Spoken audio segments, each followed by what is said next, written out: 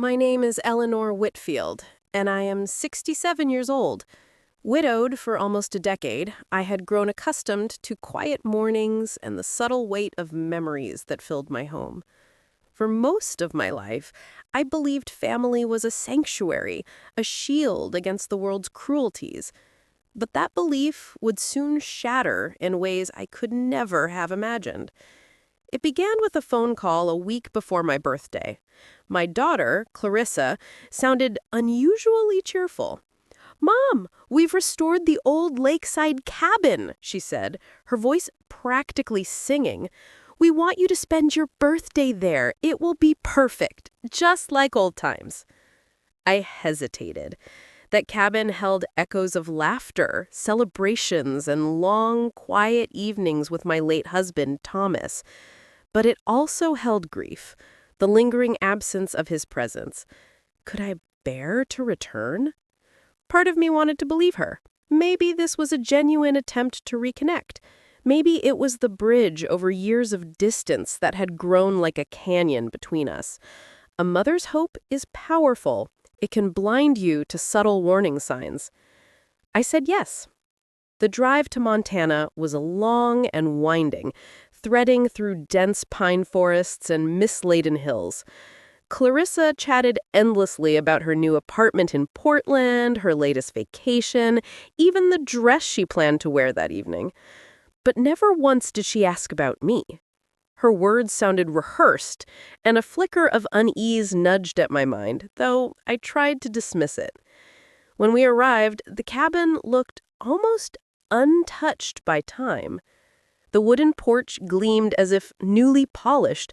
The windows caught the sunlight at just the right angle, and inside, the furnishings were arranged with an unnatural precision.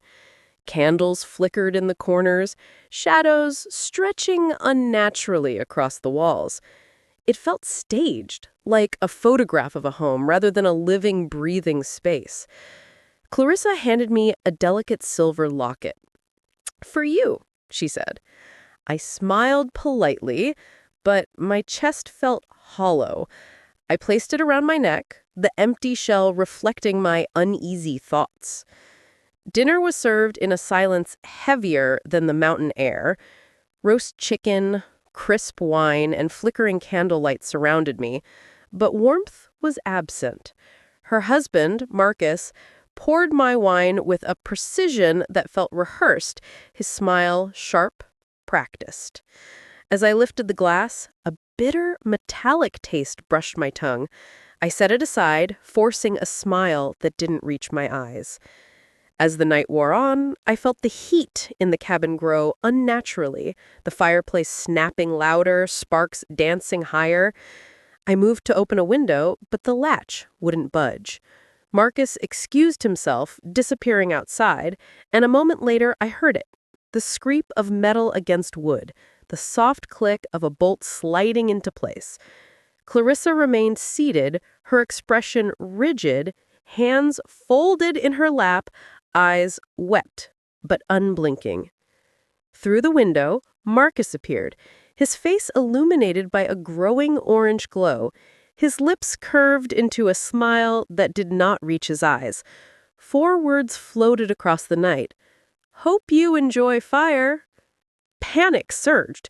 Flames licked the curtains, climbed the walls, and filled the room with smoke so thick each breath clawed at my chest. I pounded the door with every ounce of strength, my knuckles splitting. My daughter, my own child, watched, silent, as if my struggle was part of some cruel performance. In that moment, memories of Thomas flashed in my mind. Years ago, he had shown me a hidden escape, a precaution he built into the cabin, just in case, he said, always with a half smile. I scrambled toward the far wall, coughing and blinded by smoke, and there it was, a small, camouflaged door under the bookcase. The tunnel was narrow, suffocating, yet it offered the only chance. On my elbows, I crawled through the earth, smoke and heat clawing at me, each inch a battle between life and despair. Above, the cabin groaned, beams collapsing, but I pressed forward, driven by a determination I did not know I possessed. Finally, the tunnel opened into the cold night. Snow crunched beneath my trembling hands and knees. I collapsed, gasping, my skin coated in ash, the bitter smell of burned wood filling my nostrils. Behind me, the cabin was engulfed, the fire consuming everything I had known, everything they had intended to take from me. But I was alive. Somewhere in the darkness, beyond the winding mountain roads, was my oldest friend, Margaret. She had been there through every milestone, every grief, every joy. If anyone could help me now, it was her. I staggered through the trees, lungs burning, limbs trembling, until I reached her home. Margaret opened the door and froze. Her eyes widened at the sight of me, covered in soot, hair matted, skin streaked with ash. She didn't speak. She didn't move. She simply pulled me inside, wrapped me in blankets, and whispered, "You survived. Now tell me everything." And so I did. Margaret made tea and sat across from me, her hands gripping the warm cup as if the heat could steady the storm raging outside her calm demeanor. I told her everything again. The invitation, the flawless cabin, Marcus's sinister words, and the chilling stillness of Clarissa. Every detail, every nuance, she absorbed without interruption, her eyes narrowing with each passing moment. "You're not imagining this, Eleanor," she said finally, her voice sharp with certainty. "They tried to end you, but there's more. There's always more in cases like this." Her words echoed in my mind. For weeks I had replayed the evening in my head, wondering if I had misread the signs, if my hope had blinded me to reality. Now I realized the truth. Marcus and Clarissa had planned this meticulously. The fire was only part of the scheme. The real prize wasn't just my life. It was the fortune Thomas and I had built over decades. The next morning, Margaret called someone she trusted, a private investigator named Daniel Hartley. I had never met him before, but the moment he walked into the room, I felt the presence of someone who could see through lies. His eyes calm and calculating scanned the room, noting details I hadn't even considered. "This wasn't spontaneous," he said. "Every element, the cabin, the wine, the locket, their behavior, was orchestrated. There will be evidence, signatures, paper trails. That's where we find our proof." We spent hours mapping out what had happened, retracing every step of the evening. I realized that every gift, every polite word, and every deliberate pause was a calculated move to manipulate me into complacency. They had rehearsed it. They had anticipated my fear. And yet they had underestimated something else. My knowledge of the cabin, my will to survive, and my determination to see the truth exposed. Daniel devised a plan. We would start small, gathering every shred of documentation that hinted at forgery or deceit. Bank statements, property transfers, email threads, all the breadcrumbs left in plain sight.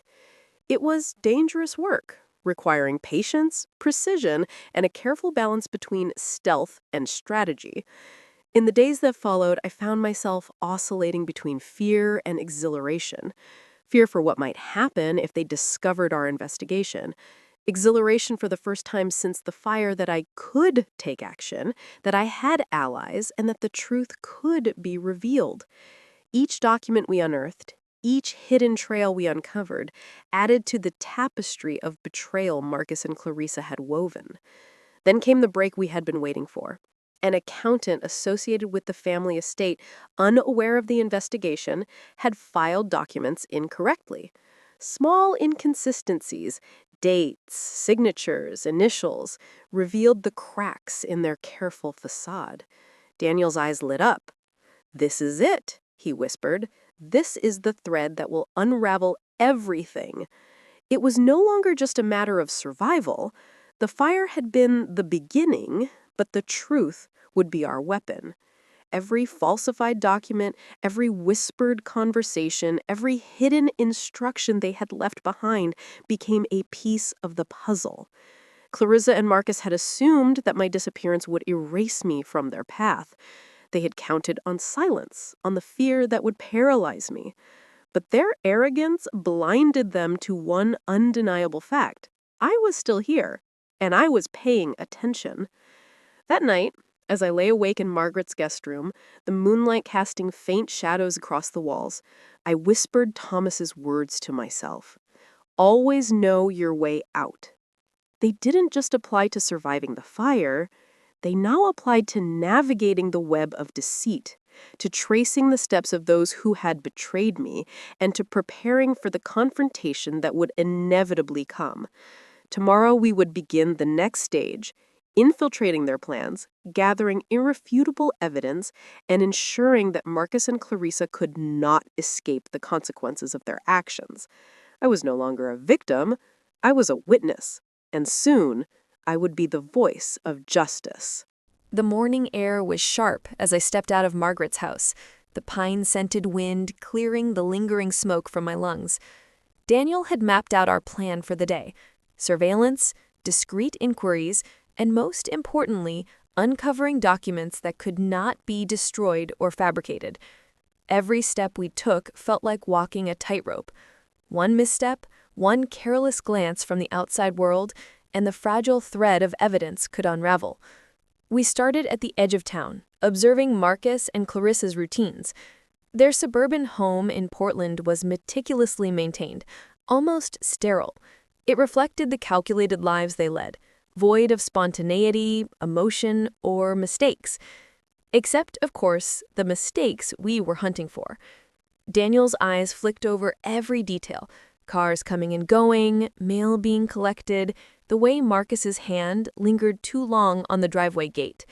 Each nuance told us something about their habits, their arrogance, and crucially, their blind spots.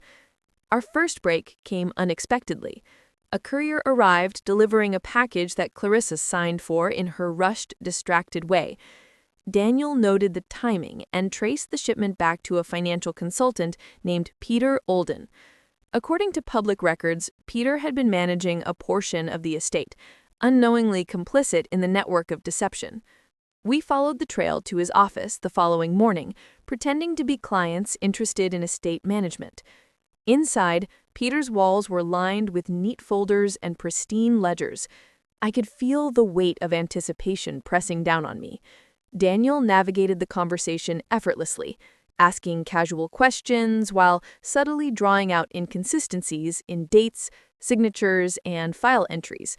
My pulse raced as I realized that every small discrepancy, every overlooked memo, was a thread we could pull to unravel their carefully constructed plan. Finally, tucked behind a stack of old tax files, we found a folder labeled Estate Transition Drafts. My hands trembled as I flipped through the pages. Power of attorney forms, bank transfer authorizations, even a draft of a death certificate bearing my name, all with subtle but unmistakable forgeries. Clarissa and Marcus had planned this long before the fire. They had been orchestrating my disappearance with meticulous precision. "This is it," Daniel whispered, eyes wide with the same mix of disbelief and triumph I felt. "This is irrefutable. Every forged document, every hidden instruction. They were preparing for your death as part of a bigger scheme." I swallowed hard, the bitter taste of betrayal rising in my throat. Clarissa, my own daughter, had rehearsed every word of grief she would feign. Marcus had coached her meticulously, recording audio, drafting documents, and lining up an entire network to ensure they could claim the estate without opposition. And yet, here we are. I had survived the fire, and now the truth was within my grasp. We carefully copied every document, every notation, every subtle mark of deception. Daniel reminded me of the stakes. He said, "We can't let them know we're on to them. One wrong move and they'll cover their tracks or disappear entirely.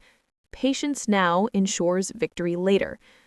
That evening, as I sat in Margaret's living room reviewing the folder by lamplight, a sense of resolve replaced the lingering fear. I would not allow betrayal to define the final chapters of my life. I would not let their greed dictate the narrative of my story. For the first time since the fire, I felt a flicker of power, a whisper of control returning to me. Tomorrow, we would expand the investigation, reach out to other contacts, and begin piecing together the network that supported Marcus and Clarissa's scheme.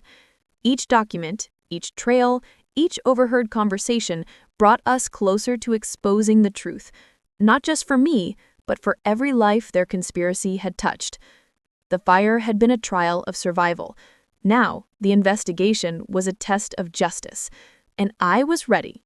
The following morning, the air in Portland was crisp, carrying with it a sense of urgency that seemed almost tangible.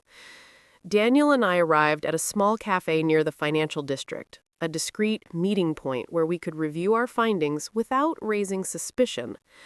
The folder from Peter Alden lay between us, its contents a roadmap to Clarissa and Marcus's deception.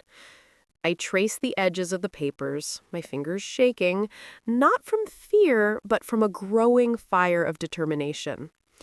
"We need to think strategically," Daniel said, sipping his black coffee. "This isn't just about the cabin or the documents we found. They have a network, people who facilitate these transactions, lawyers who can legitimize forgery, consultants who turn blind eyes. If we expose them, we expose everyone complicit in this scheme." The plan was clear. We would follow the chain of connections, identify every person involved, and gather irrefutable evidence. The first step was understanding the scope. Marcus and Clarissa had relied on the illusion of trust, carefully manipulating each person along the way. Each contact we identified added a layer to the puzzle, a name, a transaction, a signed authorization that should never have existed. Our first target was an attorney named Patricia Long. According to the documents, she had processed several of the estate transfers and had been in direct contact with Clarissa during the weeks leading up to my birthday. Daniel's approach was subtle, a casual consultation under the pretense of planning my own estate, but in reality, every question was designed to verify the authenticity of the documents. Patricia's office smelled faintly of polished wood and ink, a contrast to the tension building between us. She offered polite smiles, documents neatly stacked, but the signs of nervousness were subtle. A flicker of hesitation when I mentioned the draft death certificate. A pause too long when Daniel asked about estate transitions. It was confirmation that our suspicions were correct. She had been involved, whether knowingly or manipulated by Clarissa and Marcus. Her hands had been part of the machinery designed to steal my life and legacy. By mid-afternoon, we left Patricia's office with copies of communications, signatures, and bank authorizations. Each piece of evidence was a nail in the coffin of their deceit, each page a step closer to justice. Yet, the weight of betrayal pressed heavily on me. My own daughter, the girl I had nurtured, had stood by as Marcus plotted to end my life. It was a sorrow unlike any I had felt before, mingled with the cold resolve that I would ensure she could never harm me or anyone else again. The evening brought another breakthrough. Daniel had arranged access to a secure digital archive used by Marcus's financial team. Under the cover of darkness, we reviewed hundreds of emails, spreadsheets, and digital recordings. Clarissa's voice rang out in audio files, rehearsing sorrow and grief, guided by Marcus's calm, instructive tone. Their plot had been rehearsed, calculated to manipulate anyone who might question their actions. I felt a shiver run down my spine, but it was no longer fear. It was recognition of my power, the ability to turn their scheme against them. We compiled the recordings, matched them with forged documents, and cross-referenced financial transactions. The pattern was unmistakable. Every step they had taken, every manipulation they had orchestrated, was documented.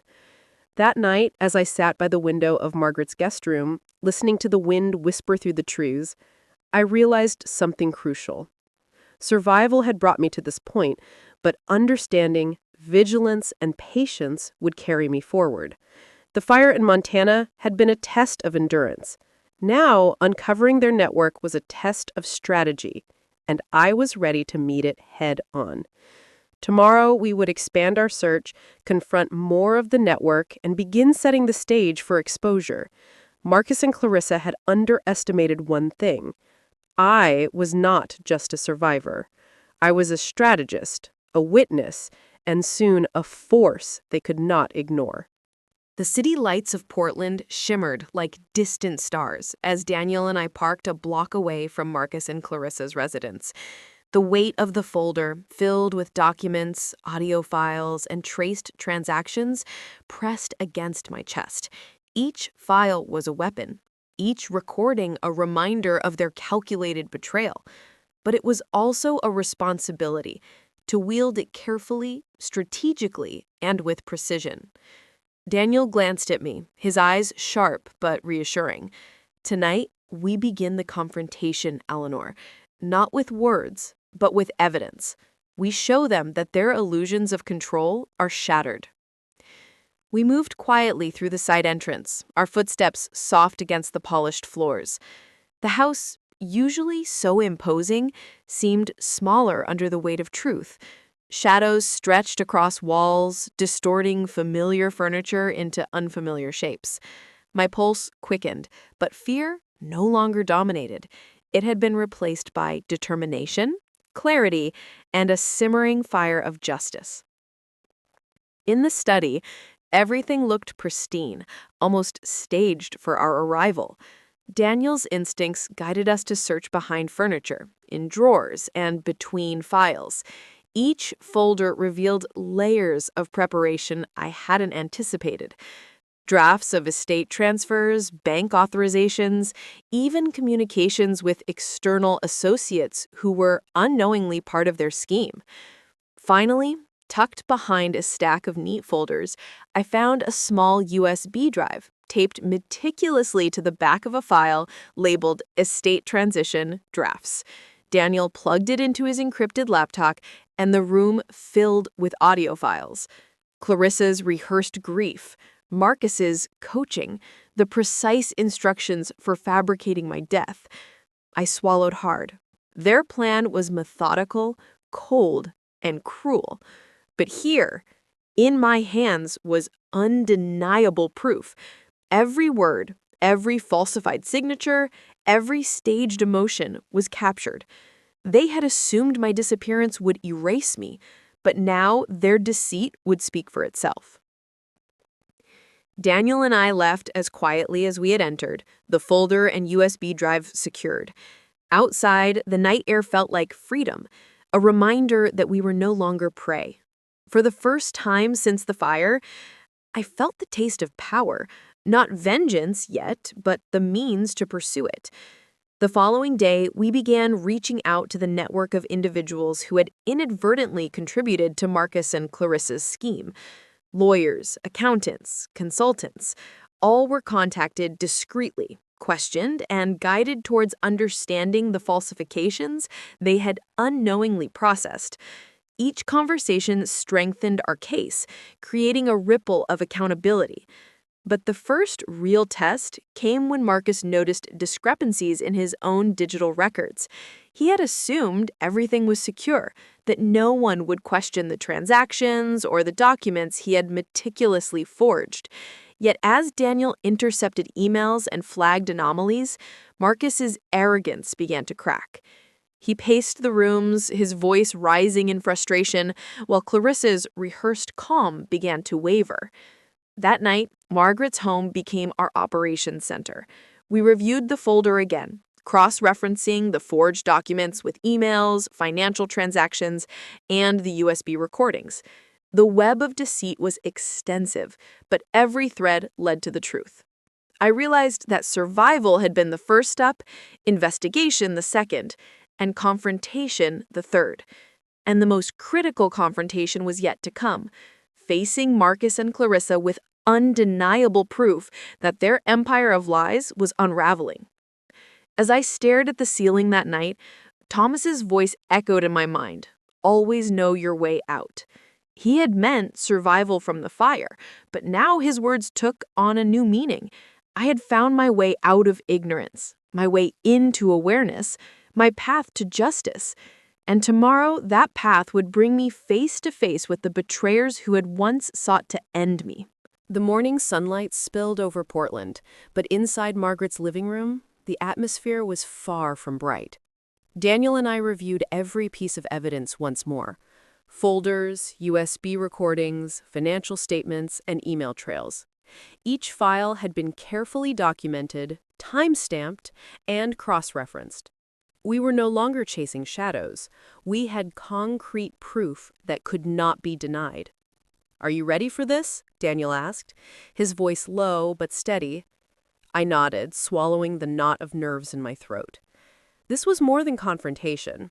It was the culmination of months of fear, investigation, and strategy.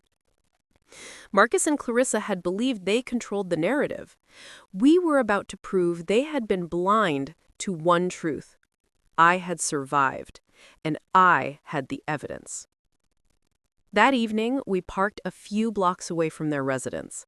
The plan was meticulous. We would enter quietly, present the documents, and observe their reactions.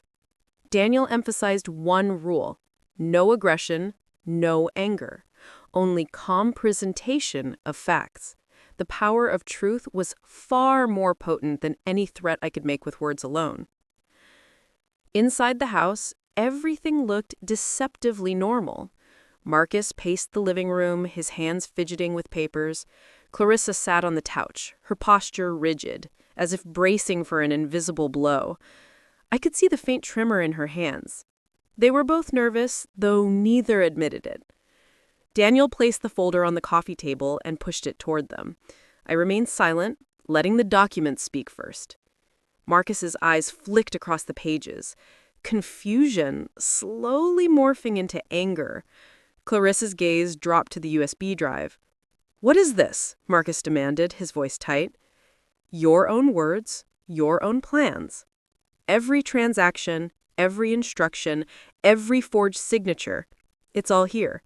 The fire in Montana, your rehearsed grief, the documents you thought no one would notice. I am alive, and I have proof." Clarissa's face paled, and Marcus's jaw clenched. "You don't understand," he said, voice rising, panic creeping in. "We had it all under control." "No," I replied firmly, meeting his gaze. "You underestimated one thing. Truth, survival, justice. And now, it's all within reach." Daniel activated his encrypted laptop and played the audio recordings. Clarissa's rehearsed sorrow filled the room, followed by Marcus's instructive coaching. Her attempts at maintaining composure faltered with each playback. Marcus's calm, calculated tone was exposed for the manipulation it truly was. The evidence was irrefutable. I could see it in Marcus's eyes. Fear, not of consequences, but of exposure. Clarissa's trembling hands betrayed the facade of confidence she had tried so hard to maintain. The folder, the USB, the cross-referenced emails, they were a net closing in. For the first time, I felt the full measure of empowerment. Survival had brought me here. Investigation had armed me. Confrontation was the bridge to justice. Marcus and Clarissa, who had plotted my death and sought to erase my existence, were now faced with undeniable proof that their empire of lies was crumbling. As we left the house that night, I realized something profound. This was not vengeance. It was validation. The fire in Montana had tried to destroy me, but truth had survived. And with it, I would ensure that Marcus and Clarissa and anyone else complicit in their scheme could never threaten another life. The next step was clear. The evidence needed to reach the authorities. Federal agents would need every document, every recording, every trace of financial manipulation. Justice was no longer an idea. It was imminent, and I was prepared to see it through. The morning air in Denver felt crisp, almost cleansing, as I walked into the secure office Margaret had arranged for our operation. Daniel was already there, reviewing the extensive folder of documents, USB recordings, and financial logs. Today was about more than investigation. It was the foundation of a legal fortress that could withstand any defense. Everything must be airtight, Daniel said, his eyes scanning each file. If we want federal authorities to take action, there can be no gaps, no room for doubt. Every email, every signature, every recording must be cross-verified. I nodded, understanding the gravity of the task. Marcus and Clarissa had built their deception on manipulation and concealment, exploiting the trust of professionals who thought they were doing legitimate work.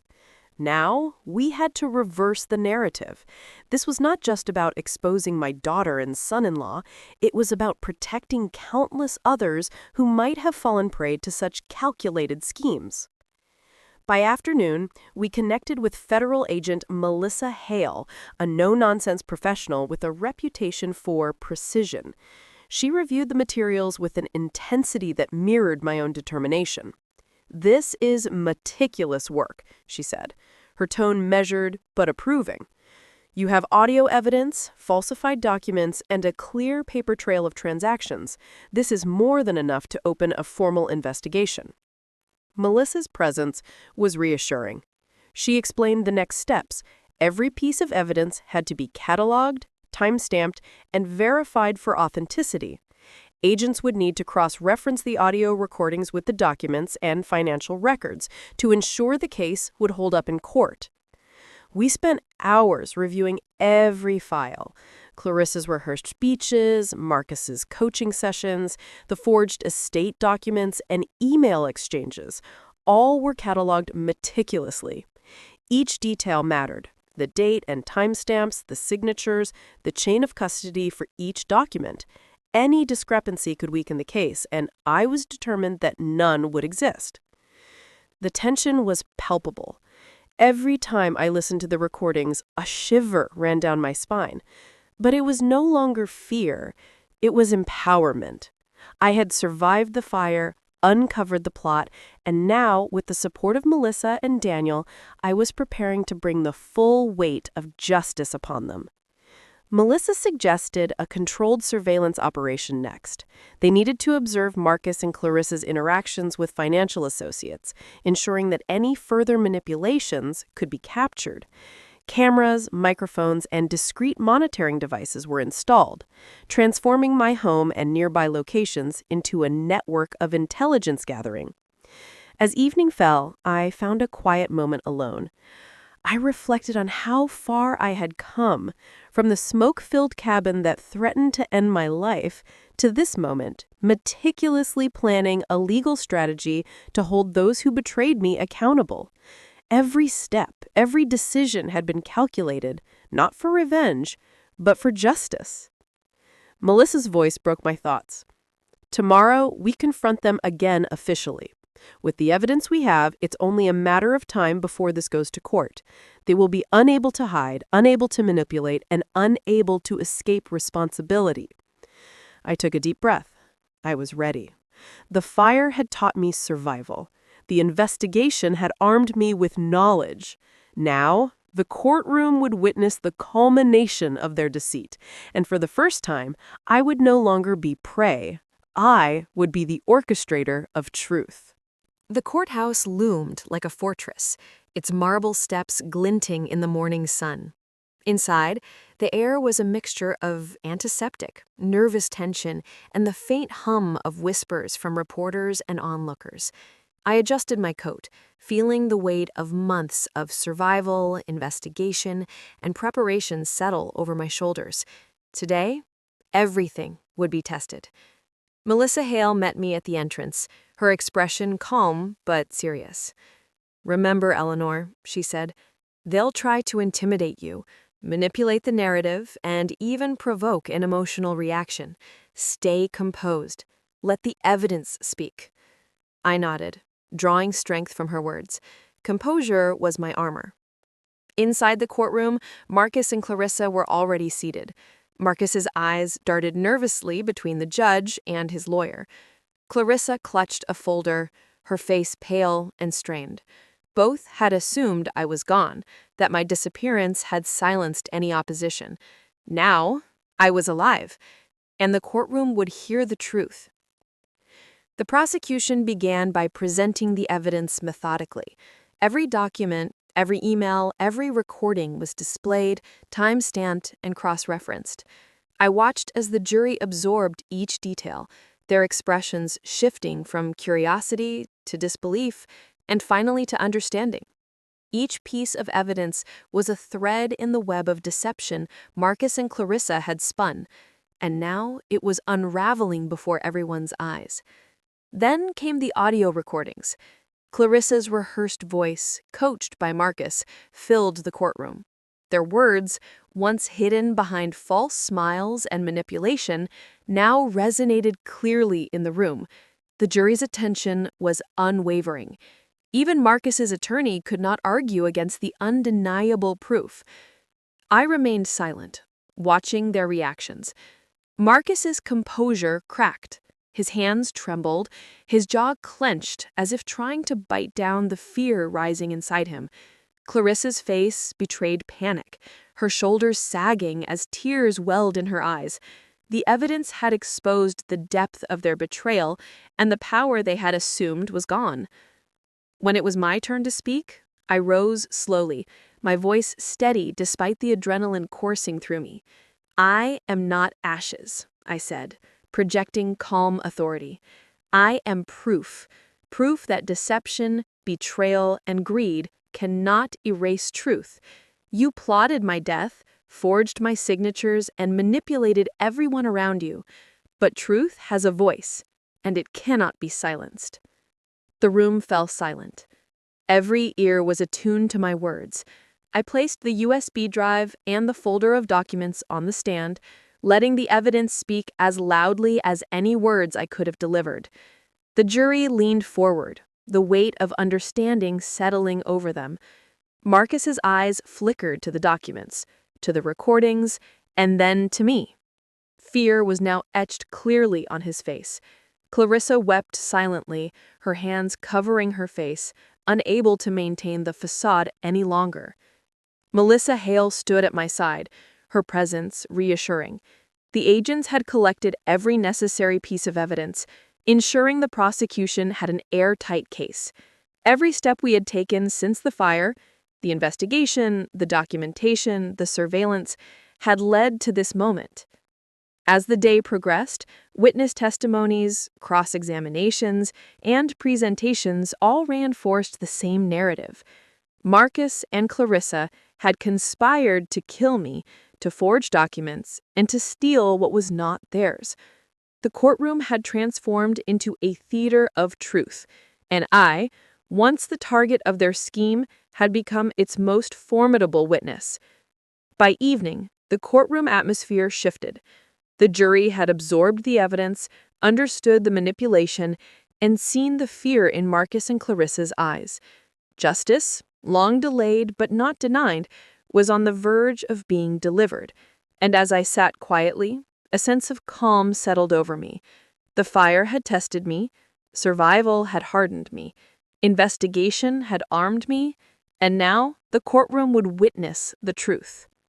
The morning sunlight barely penetrated the courthouse windows, but inside, the tension was palpable. Today was the day, the moment when months of fear, investigation, and strategy would either culminate in justice or falter under the weight of lies. I took a deep breath, feeling the calm steadiness that had carried me from the fire in Montana to this very room. Marcus and Clarissa sat at the defense table, their faces pale, their eyes darting nervously. The arrogance and composure they had once worn like armor were gone, replaced by the raw, unmistakable fear of exposure. The jury filed in, their expressions serious, attentive, and ready to render judgment based on facts and evidence. The judge's gavel struck sharply, calling the courtroom to order. The foreman of the jury rose, the weight of responsibility evident in his posture. "Have you reached a verdict?" the judge asked, his voice echoing through the room. There was a long, heavy pause. Every eye in the courtroom seemed to focus on the foreman. Then he spoke, his voice steady and deliberate. "We find the defendants guilty on all counts." A wave of relief, vindication, and quiet triumph washed over me. Marcus's shoulders sagged, his fists clenching and unclenching in frustration. Clarissa's face crumpled, tears flowing freely as the reality of their actions finally sunk in. The courtroom, once tense with anticipation, seemed to exhale collectively. I did not cheer, nor did I smile.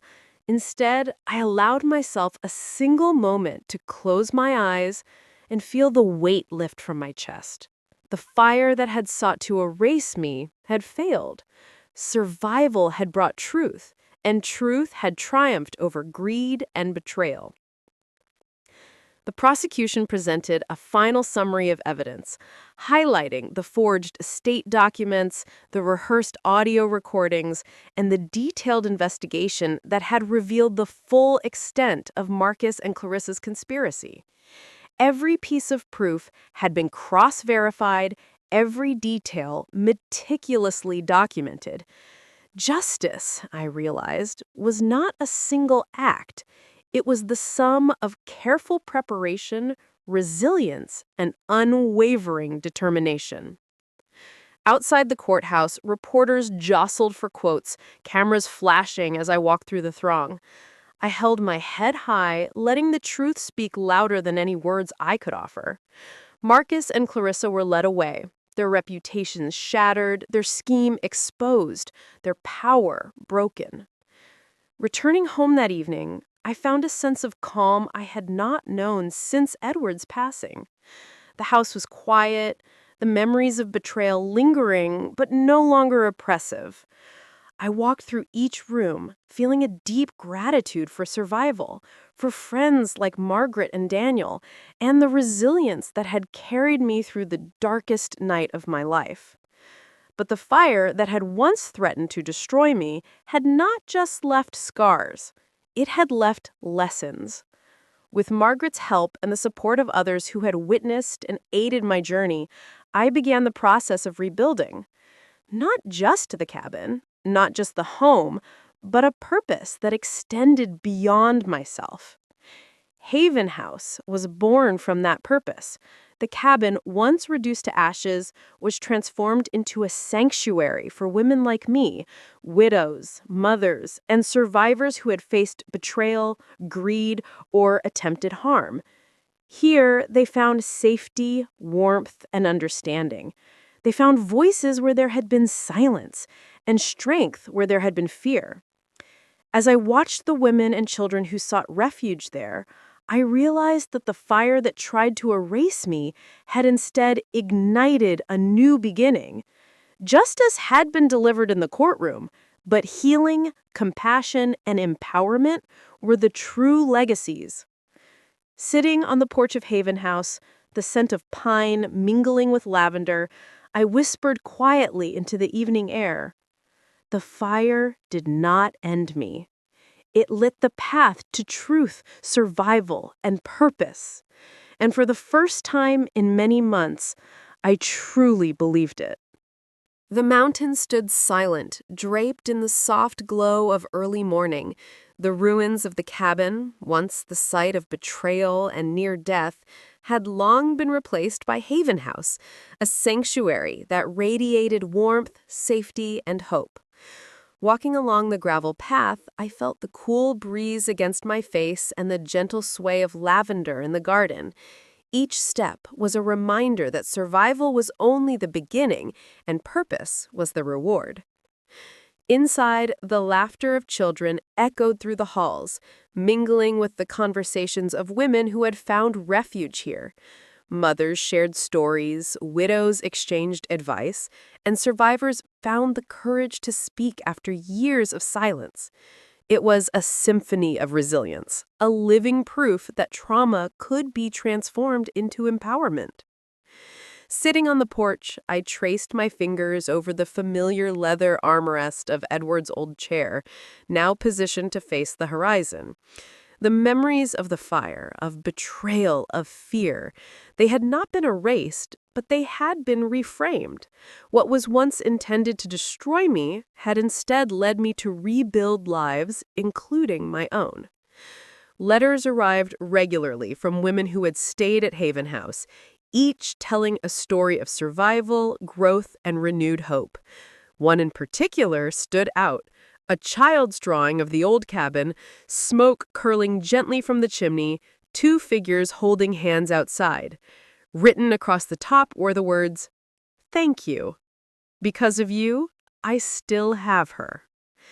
Tears blurred my vision, but they were not tears of sorrow. They were tears of triumph and purpose. I often thought of Samantha and Marcus, the daughter and son-in-law who had sought to end my life.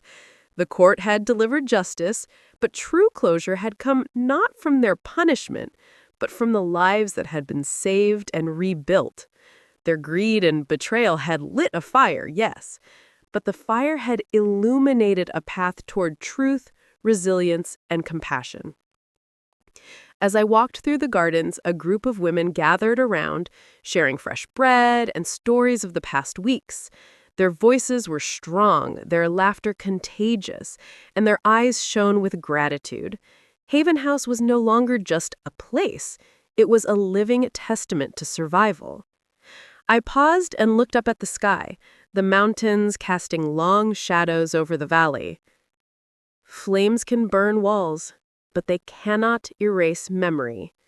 Betrayal may wound deeply, but truth, courage, and love will always endure. Survivors joined me on the porch, and together we watched the sunset, the sky painted in golds and purples. In that moment, I realized that the fire had not only tested me, it had given me purpose, perspective, and a mission beyond my own life. I had emerged from ashes stronger, wiser, and determined to be a guardian for others who face darkness in their own homes. And so, my story, which began with fire and betrayal, concluded not with despair, but with hope. I was not ashes, I was proof. Proof that even in the darkest moments, one could rise, rebuild, and transform suffering into sanctuary. Haven House stood as a symbol, not just of survival, but of triumph, resilience, and the enduring power of the human spirit. To anyone listening this, remember this. The flames that threaten to consume you can also illuminate your path. Betrayal may leave scars, but survival can give purpose. And every story of resilience, every life reclaimed, is a testament to the truth that no voice, no matter how silenced, is ever truly gone.